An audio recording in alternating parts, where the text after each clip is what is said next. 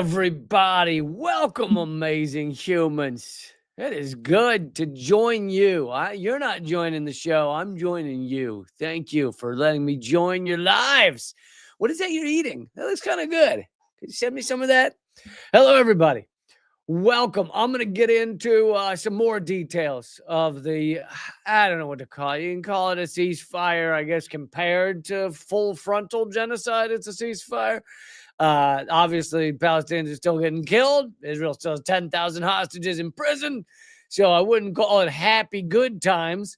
But a lot of details about that. Leaked documents showing Israel focus tested genocide. Other leaked documents showing the alliance between Israel and Arab states.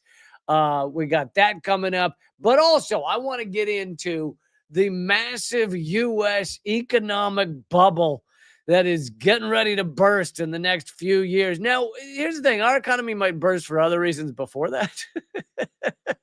It's such a house of cards, duct taped with chewing gum, with just like popsicle sticks. And there's a million reasons it could all come crumbling down any minute. But the one I want to talk about on this episode is going to be the AI. It's not the AI bubble.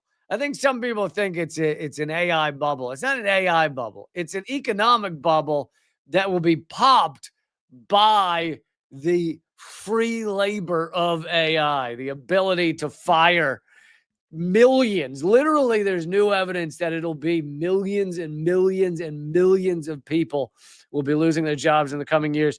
So I'm going to get into that. Also, some steps on what the hell you can do about it. I mean, other than get beyond capitalism, because let's be honest, we all seem to be able to imagine a brand new kind of penguin that's also a unicorn that flies and makes rainbow fairy tales and gives everybody who wants one a blowjob. We seem to be able to envision that happening easier than getting beyond capitalism. So other than getting beyond capitalism, I'm going to go through a few steps we could take to actually help with this impending bubble or bubble. I want to say bubble collapse, but that's probably a mixed metaphor, right? Bubbles don't collapse. Bubbles pop, popped bubbles, whatever.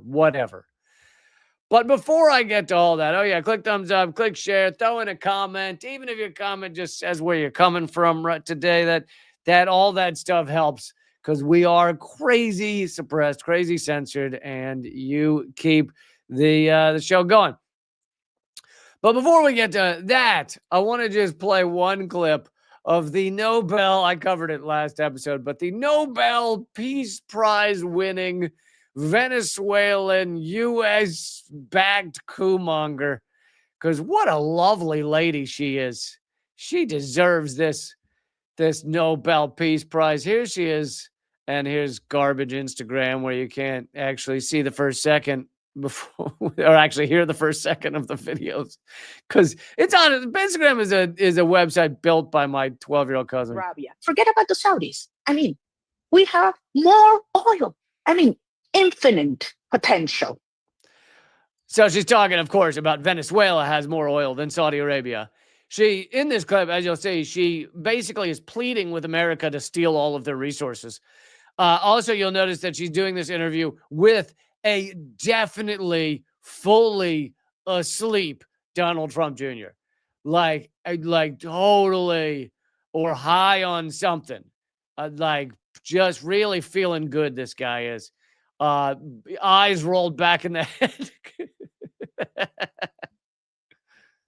And we're going to open markets. We're going to kick off the government from the oil sector. We are going to privatize all our industries.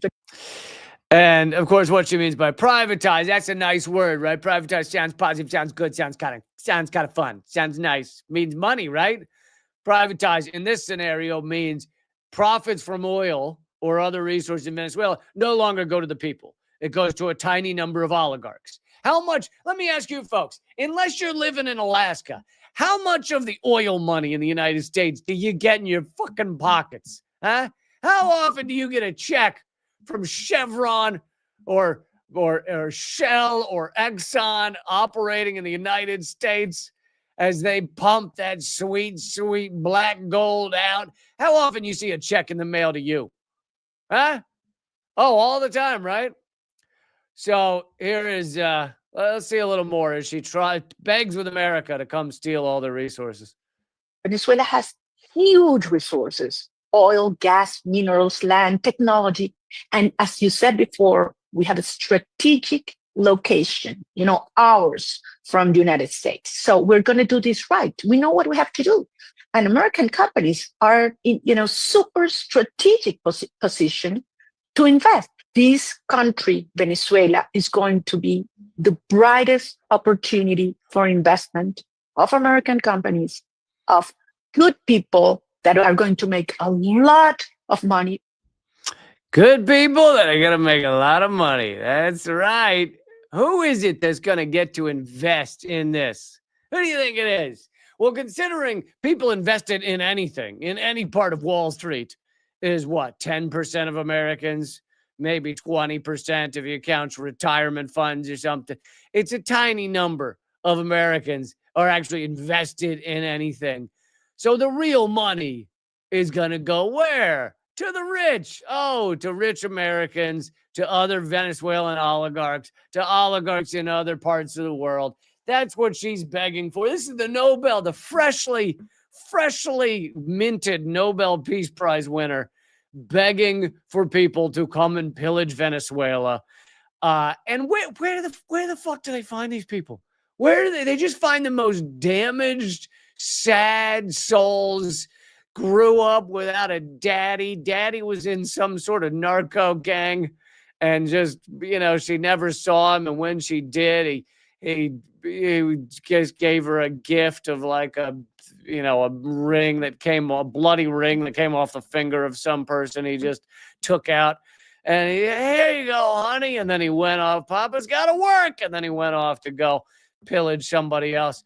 And then you end up with this damaged, sad sociopath lady. And she becomes hugely successful. She is the next Guaido, the soon to be named Venezuelan president by the U.S. government. Even though she won't be elected to that position, she'll just be named to that position. Thank you, Don, for supporting the show. Really appreciate it. Anyway, just such a repulsive human being. And the Nobel Peace Prize Committee, perfect choice, guys. You knocked this one out the park. You really did. Oh, and by the way, she, her big thing there with the asleep Donald Trump Jr. was all these companies, we're going to let them all in. She's going to take over Venezuela. They're going to, I don't know what, assassinate Maduro or whatever. And then she's going to bring in all the corporations, and there's so much money to be made, and we're going to do it right. Well, why is it that Venezuela right now can't exploit their resources? Can't now, I'd love to get past fossil fuels, but we are where we are. And why is it Venezuela can't sell their fossil fuels and be a really rich country and all that money given to the people? Oh, because the United States has sanctioned them to death. The United States sanctions countries that do business with them. If you just look in the direction of Venezuela, if you just use words that start with V, the U.S. will sanction you. That is why Venezuela can't do business with most of the world. They basically have to sell oil to Iran and China, few other places where the U.S. that aren't, those countries aren't afraid of U.S. sanctions because they're already being sanctioned by the U.S.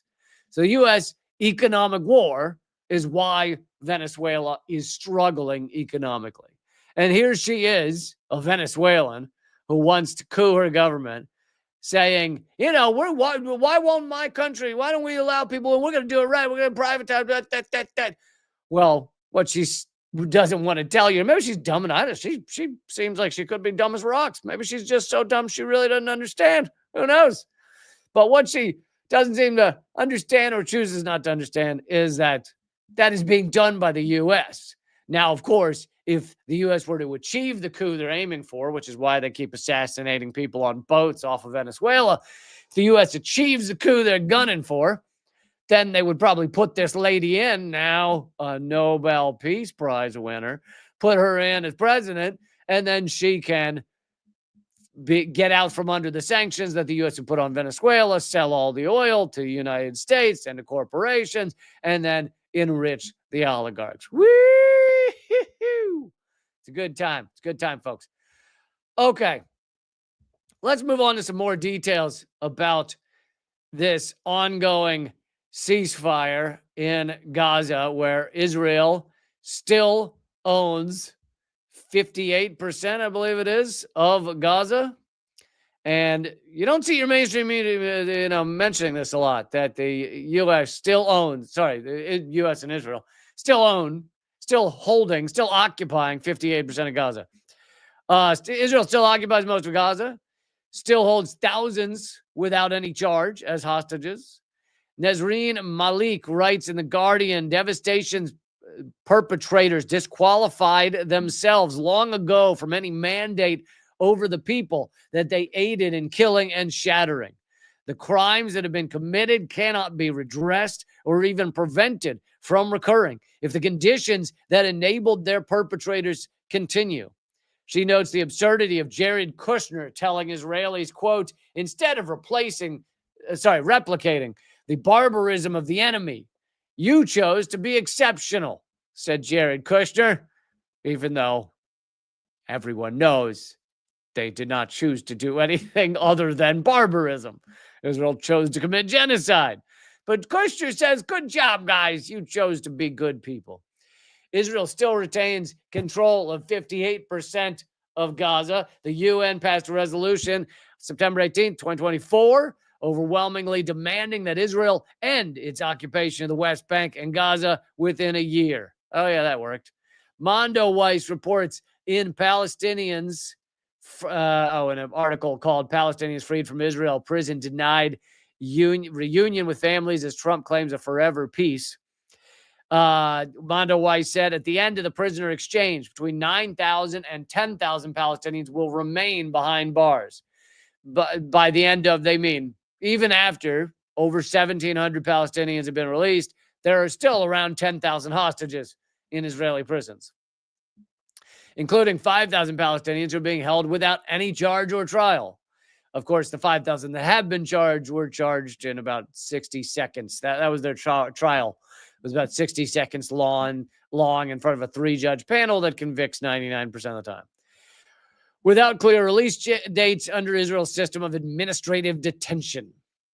In addition, many of those released were devastated to learn that Israel had deported them instead. So, you finally get released by Israel. You think you're going to get a chance to go back to your family or whatever's left of your home in Gaza, and instead they drop you in Egypt. I'm sure that's got to be great for them. Also, we'll get to more of this in a moment, but a common tactic of Israel, a form of their torture, is to, I guess, convincingly tell these Palestinian prisoners that their families have all been killed. Which, again, form of psychological torture. Here is the cover. This is a national newspaper that actually does some real journalism. Could you imagine? Can you imagine what it must be like? Apparently, this is one of the only newspapers that's still doing an excellent job in Scotland. This is the Scottish National. And it's the only newspaper, I think, that said that still supports a independent Scotland. Anyway, the Scottish National, this is the cover tomorrow, is going to be all the quotes, a full, block lettering quotes of actual Israelis, including Netanyahu, the Israeli government, the Israeli media. These are actual quotes showing that they committed genocide. And the title of the article is How Genocide Happened. Here are the quotes. No Arab will remain in Gaza. It's, of course, ethnic cleansing. No one must inhabit this land if it is not the Jewish people. Again, ethnic cleansing. Israel should make Gaza look like Auschwitz Museum. So, saying you want to make Gaza a Holocaust. Quote, I am for war crimes. I don't care if I'm criticized. Well, it's good we know where we stand. Quote, aid trucks continue to enter Gaza enough, meaning stop the aid trucks. It was like 3 aid trucks a day, which, you need 1,000 to actually feed the people of Gaza. Quote, we are too humanitarian. We have to burn Gaza down. Unquote. Again, ethnic cleansing, genocide. Quote, it's not Hamas that should be eliminated. Raise Gaza, meaning kill everyone. Quote, without hunger and thirst among the Gazan population, we will not succeed in recruiting collaborators, which is collective punishment, illegal under international law. It's a war crime, etc. And finally, quote, it is an entire nation out there that is responsible. It's not true. This rhetoric about civilians not being involved, saying we should kill civilians. Those are all quotes from higher officials in Israel or well-known media quotes. And that's the cover of The National in Scotland. Good for them for actually being a legitimate newspaper still. And I see Nicola in the chat is Scottish. Grab a copy of The National for me tomorrow, Nicola, if they still have physical copies. Here are 5 takeaways from the ceasefire written by Jewish Voice for Peace. Jewish Voice for Peace has chapters around the country, and you don't have to be Jewish to be a part of them. So you might want to check them out. They're not in every city, but you might find one near you. The ceasefire agreement brings immediate relief to Palestinians who are struggling to survive unimaginable conditions. And yeah, there's a lot of people commenting like not a real ceasefire. Yes, it is not a real ceasefire in the sense Israel is violating it. Israel's killed people since it was signed. After it was signed, the IDF was burning down parts of Gaza. Israel still occupies 58% of Gaza. There's still 10,000 Palestinian hostages in Israeli prisons. So there's many ways to say this is not a ceasefire. But whatever you want to call this, it is at the moment, at least. I mean, I'm recording this at 3 p.m. Eastern, so maybe this has changed. But at the moment, it is far more aid and far less bombing and far less destruction and death than it was a few days ago. So there is a positive to it. And I think that you can be a little too negative to just pretend it's nothing. It is something, and it's something we should support. There are people obtaining their freedom. There is people getting food for the first time via these checkpoints or whatever, these distribution points that are not GHF, which just murders people looking for aid. Number 2, the Israeli government has a track record of breaking ceasefire agreements, and it could still resume the bombardment at any moment. Yes, I think everyone knows that. Israel has broken all the other ceasefire agreements. That's just what they do. That's how they roll. Don't hate the player, hate the game, right? That's what they say. The game is genocide. So don't hate the genociders. Just hate the genocide exists, right? That's how you totally do it. Number 3, Gaza has been completely devastated. Palestinians will feel the impacts of the genocide for decades to come. Yeah, even if this were a real ceasefire, and even if this really did stick, and even if Israel did fully exit Gaza, which they absolutely are not doing, this would still have been 2 years of genocide, still be utter destruction, still be absolutely a million war crimes. You just can't even fathom the full destruction. So let's not pretend that it's fine, even if this were a real ceasefire and complete ceasefire and complete withdrawal. Let's not pretend it's okay. Let's not pretend that's, hey, you completed the genocide or whatever. You did enough of the genocide and you're full. You're full of genocide. So you stopped. What a great person. Give him the Peace Prize. We know the Nobel Committee is looking for next year's recipient. I think it should probably be Netanyahu. We know the Nobel Prize Committee. They got their finger on the pulse. They understand who creates peace around the world. It's definitely Netanyahu. 94% of hospitals damaged or destroyed. 80% of water and sanitation infrastructure destroyed. 92% of residential buildings destroyed or damaged. 92% of residential buildings damaged or destroyed. 1.5% of Gaza's agricultural land remains undamaged. 1.5%. Basically, they can have no agriculture. 90% of cattle have died. Half of all sheep, goat herds been wiped out, decimating all food systems. UN estimates it'll cost $70 billion to rebuild Gaza. Number 4, this ceasefire agreement explicitly denies Palestinians the right to determine their own future, because it basically says we will get rid of Hamas, we'll demilitarize Hamas, Hamas will no longer be in power, and we'll put Gaza under, fucking Tony Blair and Kushner and Trump will run Gaza. That's still occupation. That's still illegal. You're still committing crimes. What part of this don't you understand? No right to determine their future, and is nothing to hold Israel accountable for committing acts of genocide.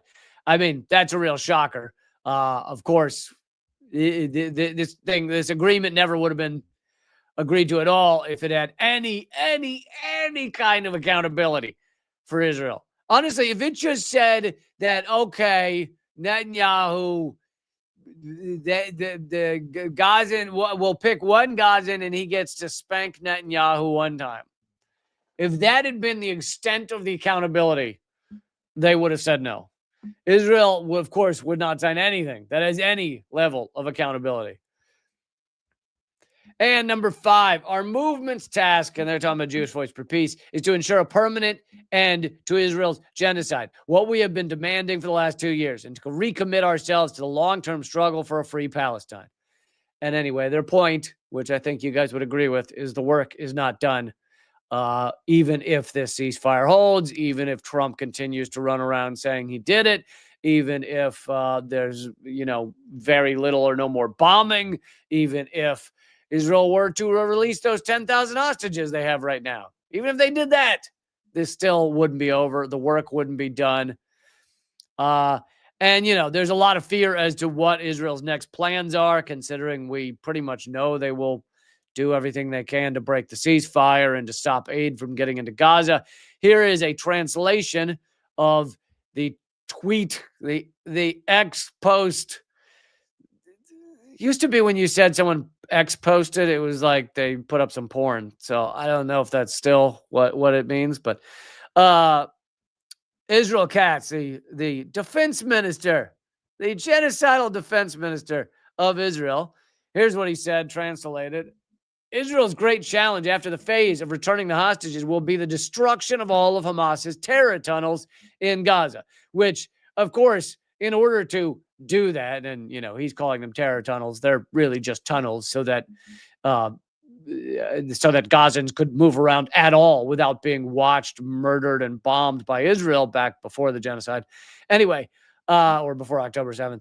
To get rid of all those tunnels, what do you have to do? Well, you have to occupy all of Gaza, and you have to blow up most of Gaza, which they continue to do. So he's saying the opposite of Israel is leaving Gaza at all. He says the destruction of all the tunnels directly by the IDF and through the international mechanism to be established under the leadership and supervision of the United States. They have to keep, saying nice things about toddler Trump so that he feels good about it. This is the primary significance of implementing the agreed upon principle of demilitarizing Gaza and neutralizing Hamas of its weapons. I've instructed the IDF to prepare for carrying out this mission. Basically, he's saying, despite it being the opposite of what some of the ceasefire says, he's saying we will continue to invade all of Gaza. That's what this tweet says. And meanwhile, that is not what their agreement was. Here by Sam Husseini is the great writer Sam Husseini conveys some of what Palestinian captives were put through. He says, this is over on his Substack, major media are obsessing, of course, over Israeli hostages, even though they are all military. And then there's, they're not then there's Trump's antics. Imperial Israel is reportedly trying to ban interviews with family members of released Palestinians because they don't want the Palestinians to reveal what was done to them. Here's from Dropsite News. Israeli guards told him this is with a photo of one of the hostages Israel was holding that they released, Palestinian hostage that Israel released.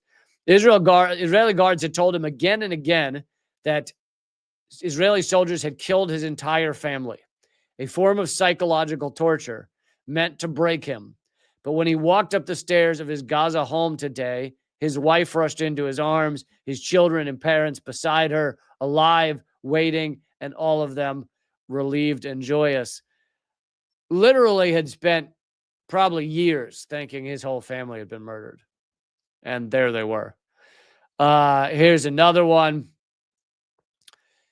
This person says, this is the most heartbreaking video today. A Palestinian hostage who'd just been released was told his wife and children were slaughtered by Israel while he was held hostage.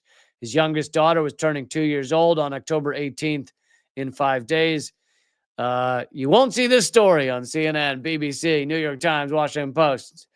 No, they're not really showing you the first-person stories of Palestinian captives released because that wouldn't help facilitate the propaganda, would it? Can't make Palestinians seem like humans. No, they're just numbers, right? They're just statistics. They're not real peoples. Of course not. So here is from Steven Donziger. You guys know who he is, the awesome lawyer who sued Chevron, won a judgment of billions of dollars because Chevron Texaco had polluted and murdered thousands of indigenous in Ecuador. And so he wins that judgment against them. Biggest lawsuit win against a oil company ever. And then Chevron did the right thing. You know, to their credit, Chevron did the right thing after that verdict that said they owe billions of dollars to the families of the indigenous people they had killed. They imprisoned Steven Donziger, which I think that wasn't directly in the law, in the legal decision, but rather than pay the billions, Chevron left Ecuador and imprisoned Steven Donziger for it was either 2 or 3 years in the United States in his apartment in New York. So he was on house arrest for years, which I think that's the right way to behave. It's a moral way to behave.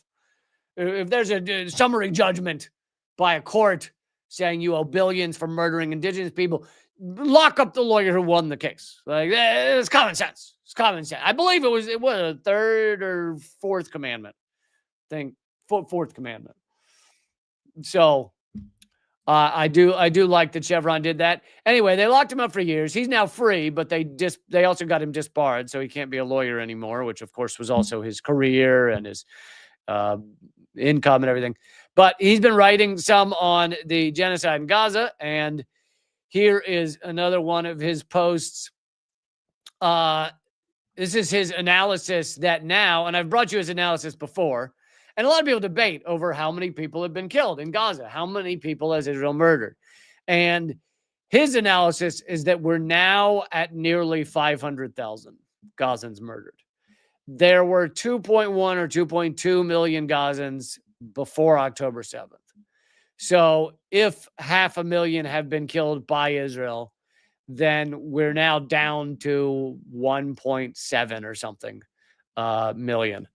And here is what Steven Donziger says. He says, as far as the death toll, most informed observers know that the actual body count in Gaza due to Israel's attacks is far worse than the large media outlets are reporting or the number being reported by the Gaza Health Ministry.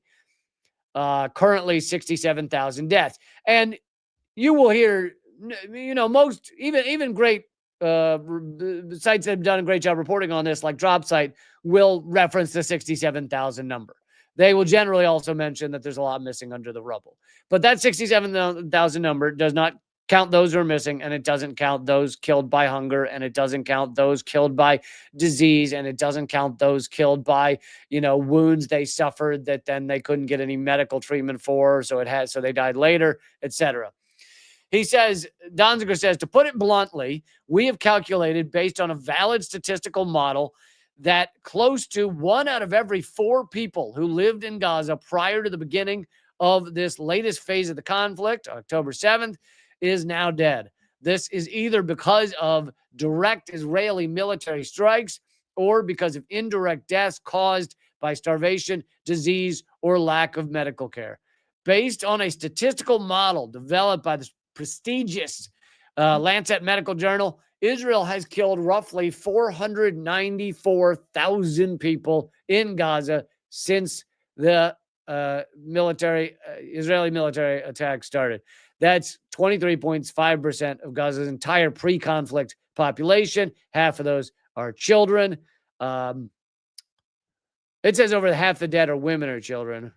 Oh, I think it's 45, something like 45% are children, so close to half. And then once you add in women, it's like 70% are women or children. In a few days, the death toll will pass 500,000. And you might recall when I referenced his work before that where do they get that number? Well, the Lancet Medical Journal came up with the number 186,000, but that was well over a year ago. So if you take that number and you extrapolate out and you subtract the time during ceasefires, because there were other brief ceasefires, so you subtract that time because there wasn't bombs falling, you get the number he's talking about, which is close to 500,000. And, we won't know for several months, probably, maybe years, what the actual number is. Let's keep going. Please, everybody, click thumbs up, click share. You guys know how suppressed this show is. All my work is. By the way, I have new stuff over at Substack. That's reallycamp.substack.com. reallycamp.substack.com if you want my most recent columns. And if you want to join the community and get a free month plus my free ebook, all of that free, join up at leecamp.net, scroll down to become a supporter, click that. And then when you're checking out, use promo code LeeCampFree, one word, all caps. LeeCampFree, one word, all caps. Okay, let's keep going. This is about leaked documents. Leaked U.S. files expose a secret Israeli-Arab military pact that targeted Iran during the Gaza genocide. It really is disgusting that these Arab countries are willing to keep working with Israel during this genocide. While Arab states condemned Israel's war on Palestinians in Gaza as a genocide, they were simultaneously secretly expanding military cooperation with the U.S. and Israel to help defend against a war with Iran, leaked documents revealed. The documents, written between 2022 and 2025, show that officials from 6 Arab countries joined their Israeli and U.S. counterparts for a series of meetings in Bahrain, Egypt, Jordan, and Qatar over the past 3 years. Documents described efforts by the U.S. military to create the regional security construct, which would include Israel, Qatar, Bahrain, Egypt, Jordan, Saudi Arabia, and the UAE. The documents refer to Kuwait and Oman as potential partners. The participants met to prepare to protect Israel against Iran. The documents show that the centerpiece of the construct was an air defense plan to combat Iran's missiles and drones. Israel and Arab countries agreed in 2022 to coordinate their military exercises with integration with U.S. air defense systems possible. By 2024, the U.S. military has successfully linked many of the partner states to its systems. Arab states were also given access to a U.S.-run secure chat system that they could communicate with each other and the U.S. military. This coordination paid off as Jordan and Saudi Arabia assisted the U.S. and Israel in shooting down Iranian missiles and drones, traveling over their airspace on the way to Israel during Iran's response, basically, to Israel's attacks. But we also saw that Iran was capable of getting through this. It took 4 or 5 countries, because France was involved too. So you got France, Jordan, Saudi Arabia, the United States, maybe one more I'm forgetting. But anyway, at least 4 countries. And Israel, of course. So 5 countries trying to stop Iran. And Iran proved that the actual ones out of the 300 projectiles, the ones they wanted to get through, the hypersonic missiles, got through. It was the cheap little nothing drones that didn't get through. So Iran proved they actually have that capability.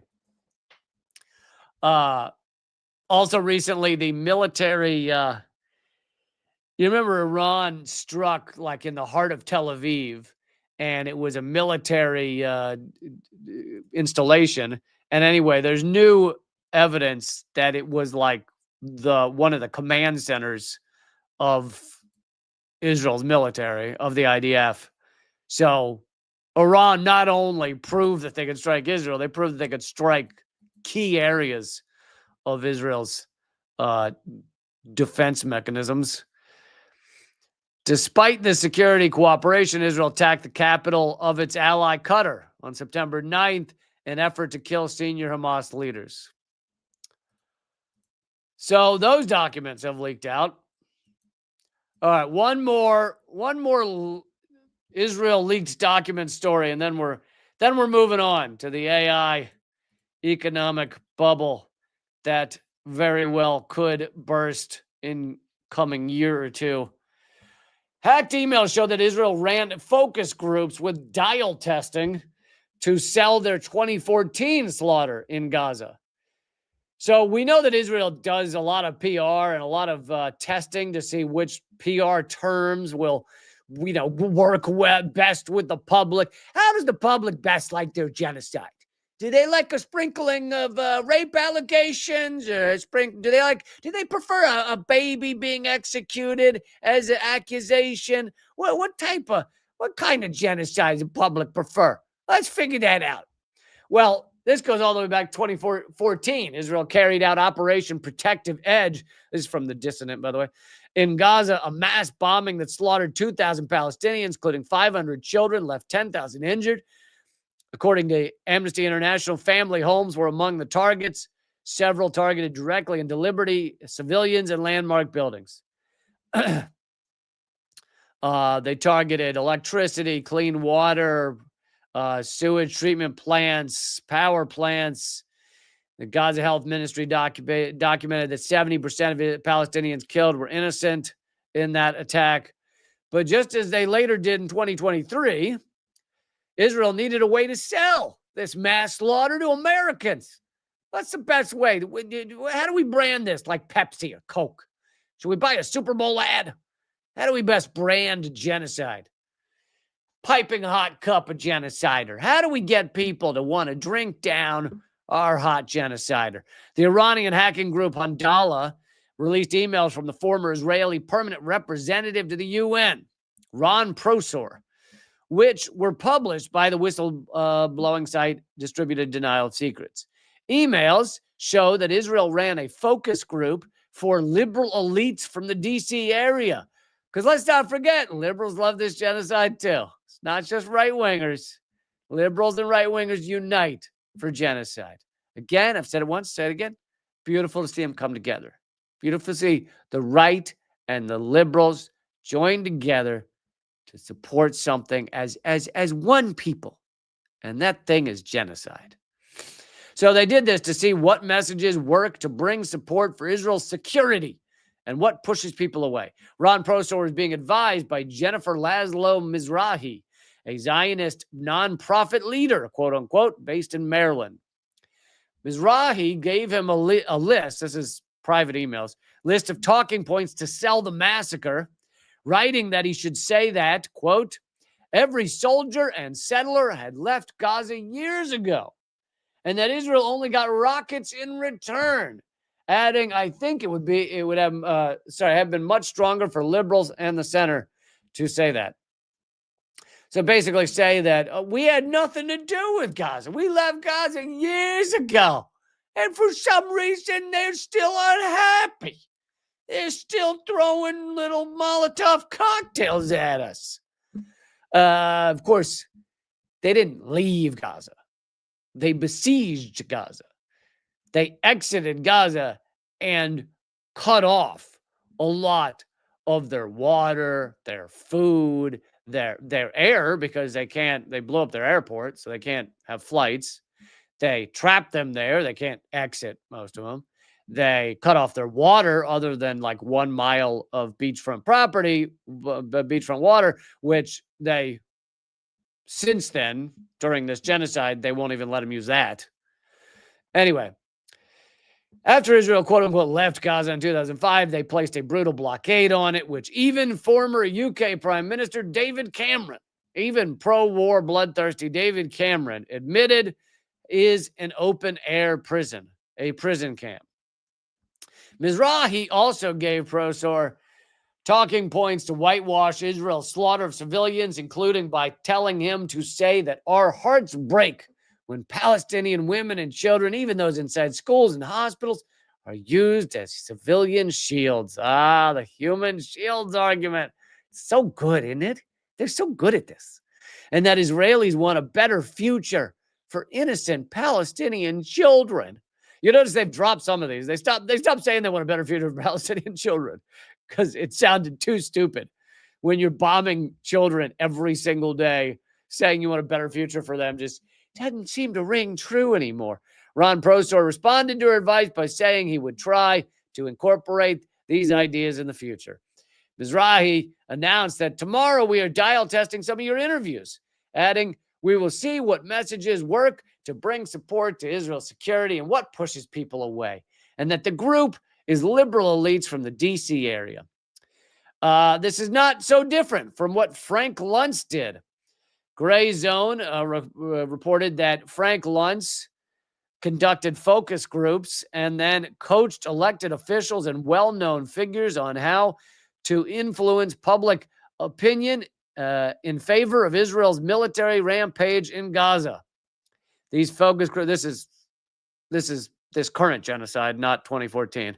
The focus groups played a large role in the mass rape hoax, the false claim that Hamas raped women on October 7th, used to justify the genocide in Gaza. They said in one focus group, Luntz asked participants to state which alleged act by Gaza bothers you more. And they decided they were more upset by the R word than by any kind of killing.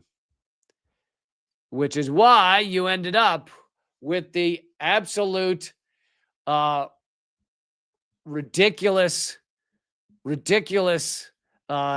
screams with silence or whatever, screams without words or whatever it was called from the New York Times. Then a whole documentary put out by Sandberg, the vice president or CEO or whatever she was of Facebook. She created a documentary about all of this false rape accusations on October 7th. And it's all been debunked. It's all collapsed. There's zero evidence. They've got nothing. Literally no person has ever come forward to say it happened to them. It happened to someone they know. It happened to, there was a witness, anything. None of it. And yet they still put forward that story. And you might go, wasn't October 7th horrific enough? Couldn't they have just told the truth and won everybody over?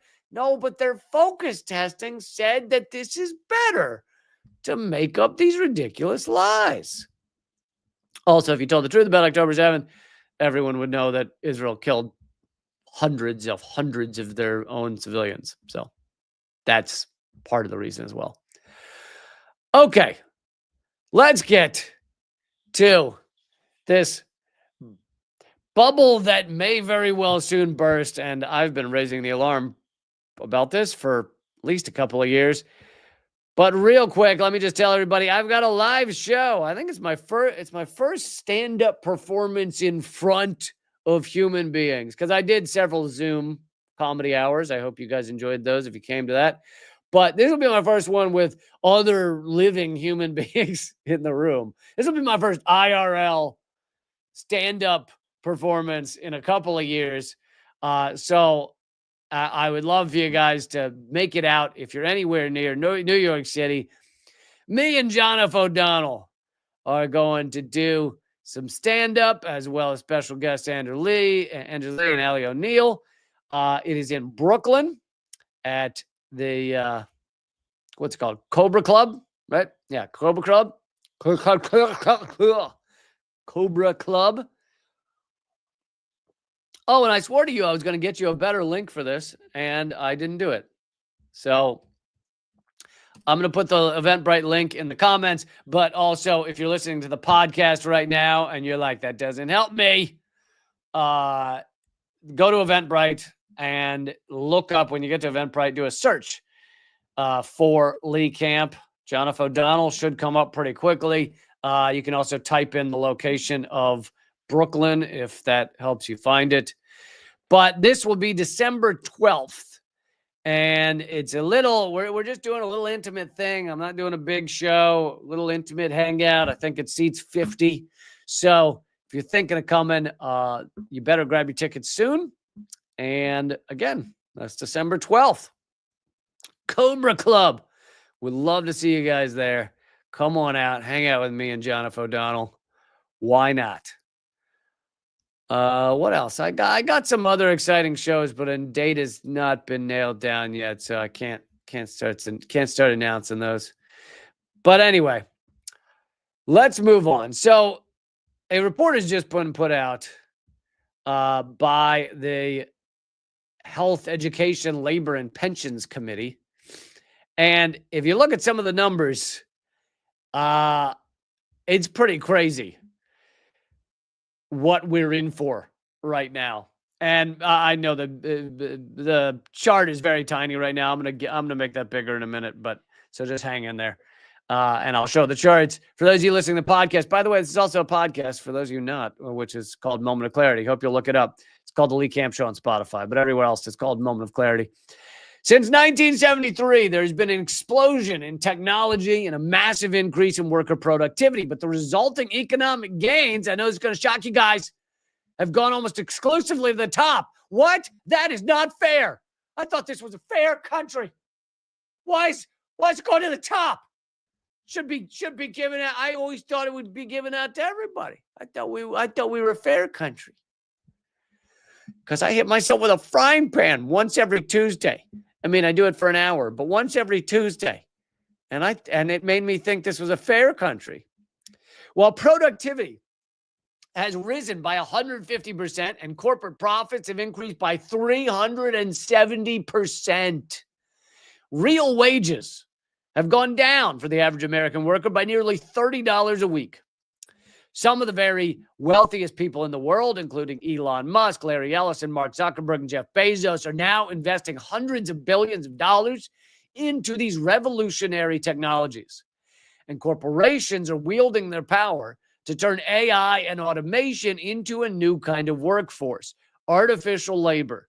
This is happening at an unprecedented speed. And this is really interesting. The agricultural revolution, which upended the way we lived, the way people went about their days and societies and everything else, that unfolded over thousands of years. The Industrial Revolution, which also upended the way we lived, the way our societies were structured, everything, our economies worked, all of it, that took place over more than a century.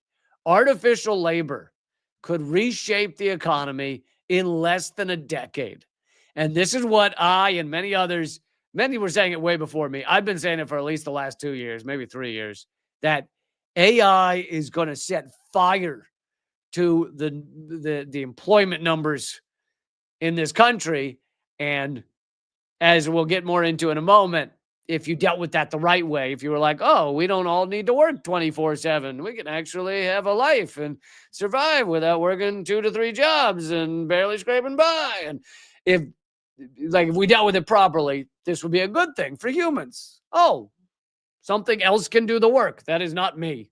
Great. Well, not great if it means No one has any jobs in a society that is all about wage slavery. According to a ChatGPT based model, which is kind of funny that they use ChatGPT to create the model, but even this committee was like, I ain't fucking doing it myself. Yeah, tough it is to create a model, statistical model. Fucking no. It would take me a week to come. I don't mean me. It would take me my lifetime to come up with a statistical model. But this committee was probably like, it'd take us, even the mathy ones of us, a week to come up with a statistical model to find out the number. I can type this into ChatGPT. It'll have it in 12 seconds. So in this report on how AI is taking all the jobs, they use ChatGPT to cut out a lot of their work. According to a ChatGPT-based model, artificial intelligence and automation could replace nearly 100 million jobs over the next 10 years. And just to be clear, they didn't just ask ChatGPT, hey, how many jobs you think will disappear? Because that is completely vague, and it would all depend on which source ChatGPT we're using to find that. Instead, they created a model. They said, take these numbers, factor in these numbers, create a statistical model. That is what you do in order to get something that is far more reliable than just, hey, ChatGPT, do you think I'm going to get laid in the next, I want to say 1 month? And I will add in here, because it might affect your answer, I do own an Xbox, okay? I don't know if that helps or hurts my chances. What do you think, ChatGPT? Anyway, the model showed that AI automation, could replace 100 million jobs over the next 10 years, including 89% of fast food and counter workers, which we're already seeing, right? You go to a grocery store, how many people are actually working at the scanners anymore? Used to be dozens. Now it's like 2 guys, and even they don't know how it works. 89% of fast food and counter workers, 64% of accountants, and 47% of truck drivers. And those are just examples, right? Those are job examples. But you got to assume it's 47% of truck drivers. It'd also be 47% or more of Uber drivers, Lyft drivers, all those things, all transportation. In May, Dario Amodei, the CEO of the main competitor to ChatGPT, Anthropic, warned that AI could lead to the loss of half of all entry-level white-collar jobs. White-collar. This is not just coming after the plumbers. In fact, it's not coming after the plumbers. The plumbers and the garbage men are the ones that'll keep their jobs. It's coming after the white-collar jobs. It's coming after the diagnosticians in the hospitals. It's coming after the guy that analyzes the numbers, the guy that decides what bet a hedge fund should make. Those are the jobs that'll disappear. Soon, a hedge fund manager will be one dude, no one working in the office, making billions of dollars. He won't even have to pay anyone. That it's coming for the fucking white collar jobs. And you know what this could mean is you might actually end up with a unity of blue collar, white collar workers all uniting for a type of revolution, an economic revolution, maybe some other sorts of revolution. You actually could see them coming together, whereas right now it's easy to say, oh, well, the poor people, the ones who are working the blue-collar jobs, they don't understand what we white-collar people, all that bullshit, all that divide and conquer bullshit. It might mean that you end up with some unity here, which they're going to have to work hard to continue to divide us. And, you know, if you decide, I don't care that we're all losing our jobs, I'm just upset that I could see someone wearing a dress in the public bathroom, well, then your prime example of someone who can be divided and conquered. Anyway, so CEO of Anthropic said loss of half of all entry-level white-collar jobs in the coming years, spiking unemployment to 10 to 20% in 1 to 5 years. In 1 to 5 years. You realize how quickly this is happening? In 2023, McKinsey estimated that AI technologies had the potential to automate work activities that absorb 60 to 70% of employees' time today. Oh, you have more time. That sounds good, right? Not if they're firing everyone. Only sounds good if the corporations give those benefits, the time benefits, the money benefits to the actual workers, not just to the richest fucks in the richest fucking country. Last year, Elon Musk said that as a result of AI and robotics, quote, probably none of us will have a job. If you want a job, that's kind of like a hobby you can do. But otherwise, AI and robotics will provide any goods and services you want. So, oh my God, we may have to come up with a system that is not just wage slavery, a system where we find value as human beings, as these fucking weird fleshy animals we are. You find value in that life that is not just connected to how you try to survive every day. Wow, we could do that. Or how about we just give away all of the benefits, time and money to a tiny handful, a less than 1% group of complete sociopaths and let everyone else suffer and try to survive. That sounds like a good way to do it, doesn't it? And here are some of those charts showing exactly where we're at. This is the percent change in wages, labor productivity, and corporate profits. And for those of you listening to the podcast, just picture a chart showing everything I say. Did that help? For those of you listening to the podcast, picture a chart that totally elucidates all of the things on the screen. That's what you can do right now. Close your eyes, even if you're driving a car. Close your eyes and just picture a chart as you go into a lamppost. But anyway, as you can see, if you're not listening to the podcast, the corporate profits around 1998, they started shooting up. And they shot up and up and up. And now they're almost over 400% of what they were in 1973. Meanwhile, regular wages are basically, they said it decreased $30 a week, basically the same as they were in 1973. Your profits are the same as 1973. That's insane. Labor productivity is also shot through the roof, meaning your average worker can get a lot more done because of technology. So labor productivity goes up. We can get more done, not making any more money. But the rich assholes at the top they're making a whole lot more money. Here's another one. Inflation rate. This is how much prices have increased on these various areas. College education has shot up. This is just since 2000. This is only 25 years. Has gone up almost 200% since the year 2000. Inflation of just the dollar, meaning regular inflation, has gone up almost 100%, which 100% inflation would mean your bank account, if you had the same amount in savings, if you had $50,000 in savings, that would mean right now it's worth the equivalent of $25,000 in the year 2000. It's worth half as much. Childcare has gone up 150% since 2000. Healthcare, unless you're in New Mexico where it's free. Yeah, New Mexico, giving everybody childcare. Wow, that sounds wonderful. Wow, I wonder if anyone else could mimic that. I wonder if any other state could find a way to give free healthcare to everyone. Oh, no, we couldn't do that. It's just one state managed to figure it out. Healthcare has gone up 130%. Rent has gone up almost 150%.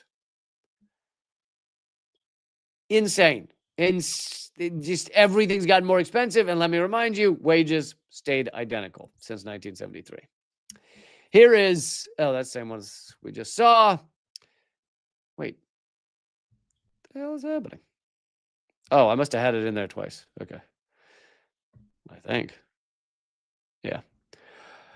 Okay, here is earnings and the giant gap between the earnings of the if income distribution had stayed the same. That's what this chart is showing. So the bottom line is if income distribution is what the income actually is. And the top line is if the income distribution had stayed the same as 1975.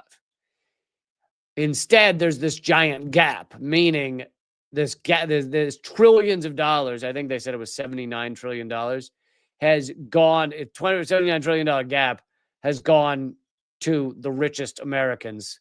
Whereas if we'd kept the income distribution the same, you'd be making far more. No matter what job you have, you'd be making far more.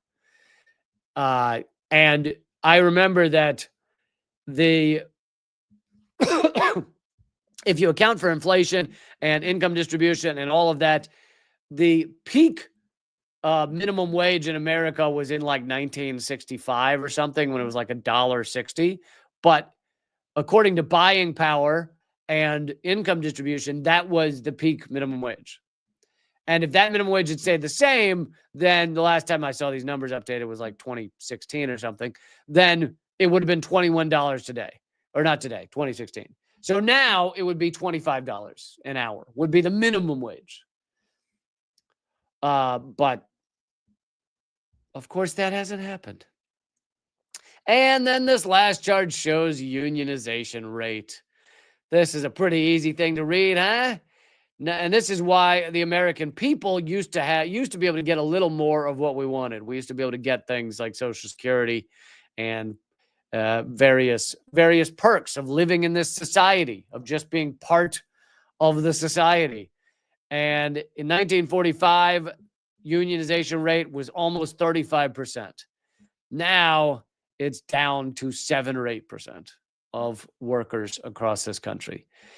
And all of these things show something that I like to call, I don't know that I'm the only one to use this term, but I seem to be the only one to use it very often. It's all part of what I like to call the gravitational pull of capitalism, the gravity of capitalism. It doesn't mean, you'll notice so many of these charts, there's a bit of a zigzag, right? It doesn't just go straight. Sometimes it'll go up, sometimes it'll go a little down, sometimes it'll go a little up. But they all seem to have a trend. Yeah, it does a little wiggling. But at the end of the day, your wages are going down or staying the same. Their wages are going up. When you add it all up, that's the gravity of capitalism.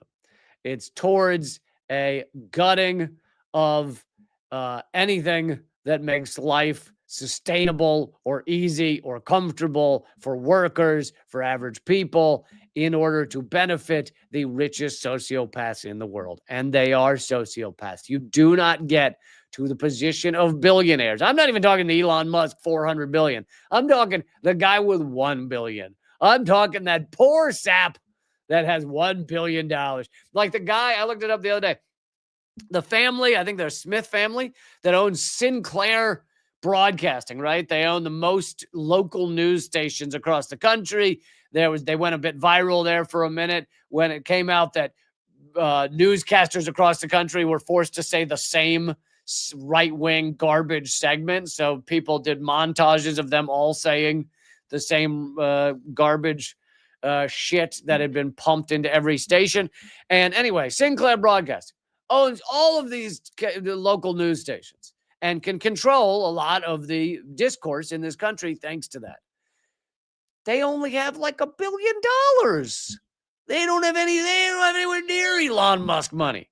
They just have a poor, sad, measly $1 billion.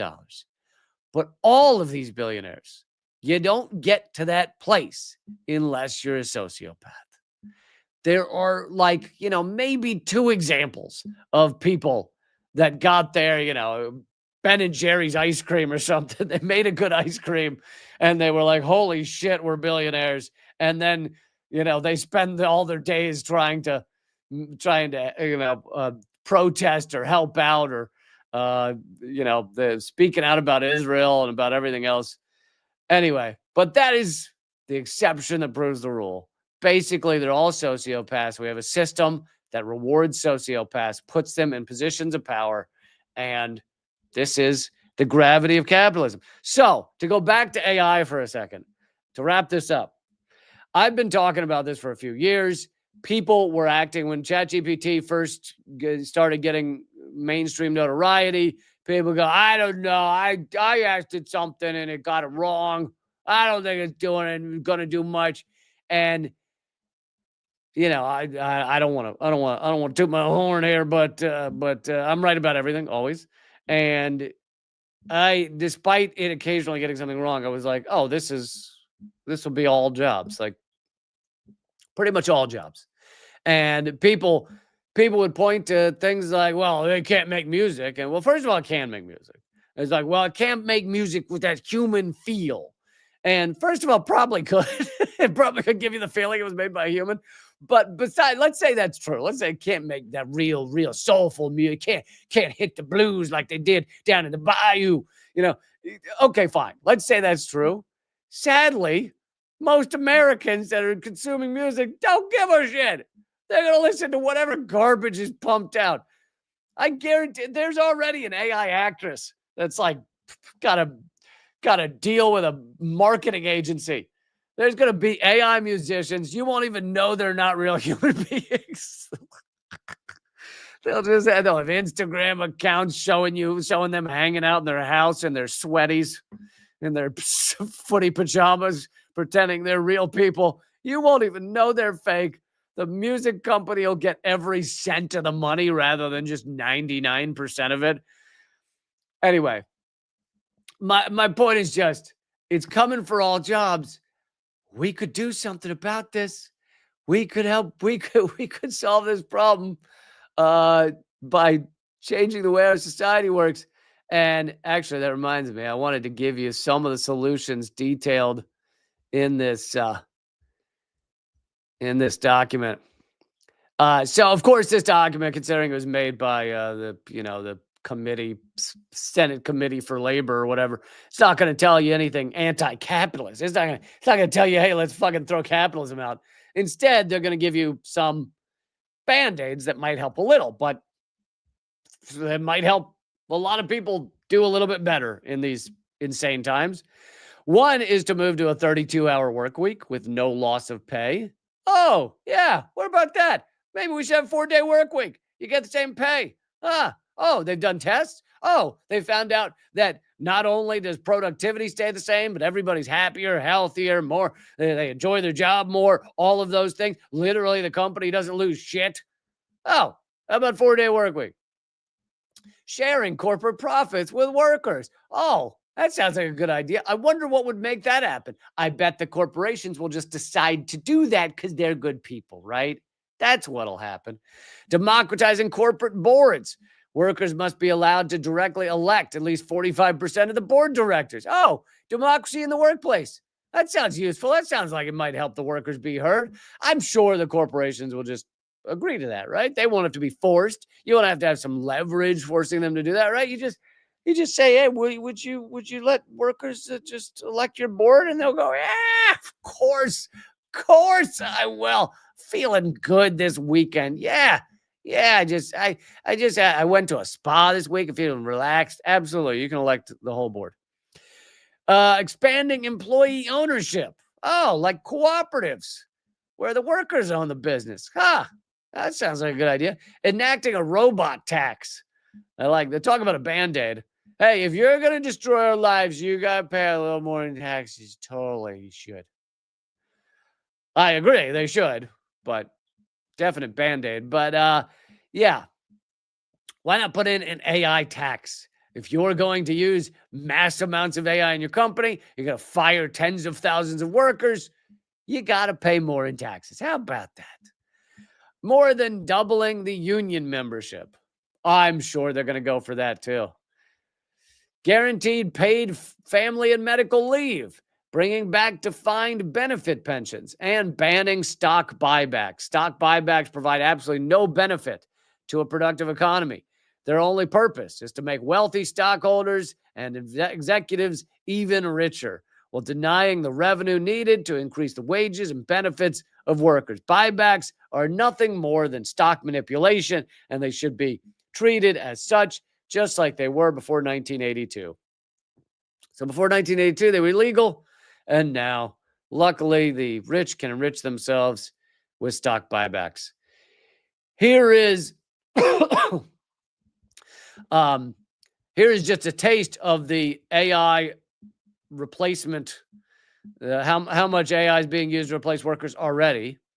Amazon, which made $59 billion in profits last year, has laid off 27,000 people since 2022.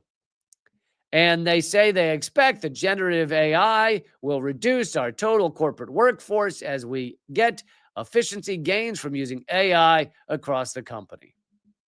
So they're being honest. AI is going to destroy their workforce. Walmart, which made $19.4 billion in profits in 2024, has cut 70,000 jobs over the past 5 years while increasing revenue by $150 billion.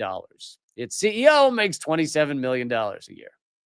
United Health Group, oh, everyone loves United Health these days, which made $15 billion in profits last year, offered buyouts to reduce its workforce by at least 30,000. Its CEO, which made $26 million, they have a different CEO than they used to, don't they? Can't remember why. AI will direct over half of all the calls to United Health in 2025. So AI is now like their call centers. JP Morgan Chase, which made $58 billion in profits last year, says it expects to cut 10% of its operations staff in coming years, noting in financial filings that AI-related displacement could require the company to manage impacts on morale and retention. Manage impacts on manage impacts on the morale abuse we're committing by firing all of you. Its CEO made $37 million last year. According to the World Economic Forum survey, 40% of corporations plan to downsize their workforce due to AI. The other 60% are probably lying.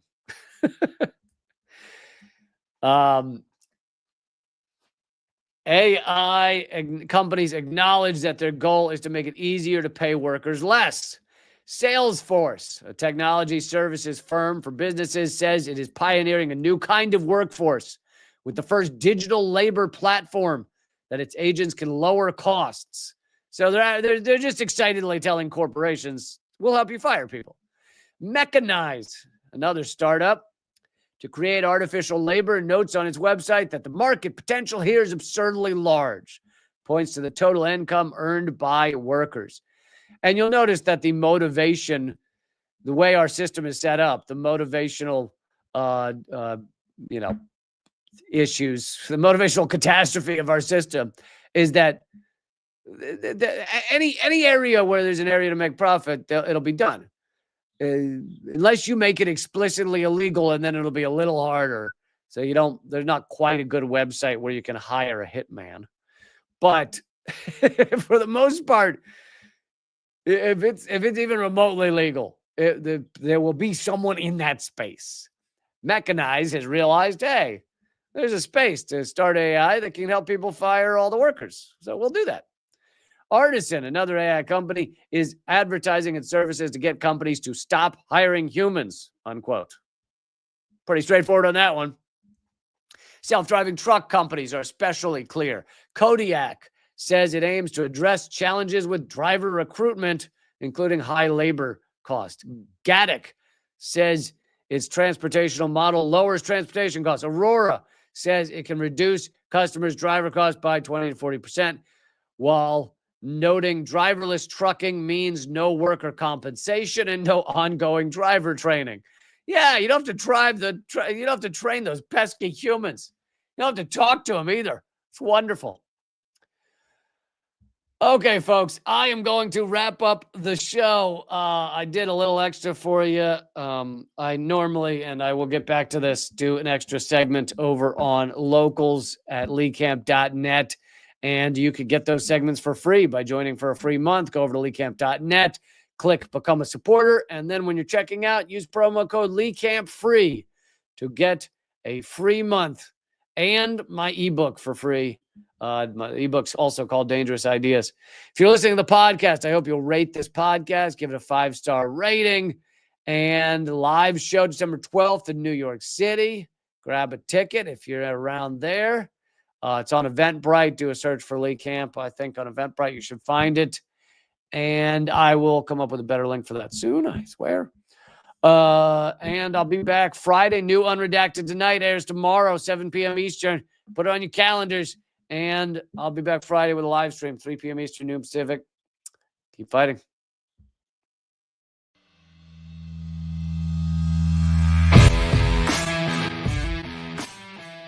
Well, brother, I salute you, though, man. You're one of the few that bring together this tremendous artistic talent and still be in such deep solidarity with oppressed people.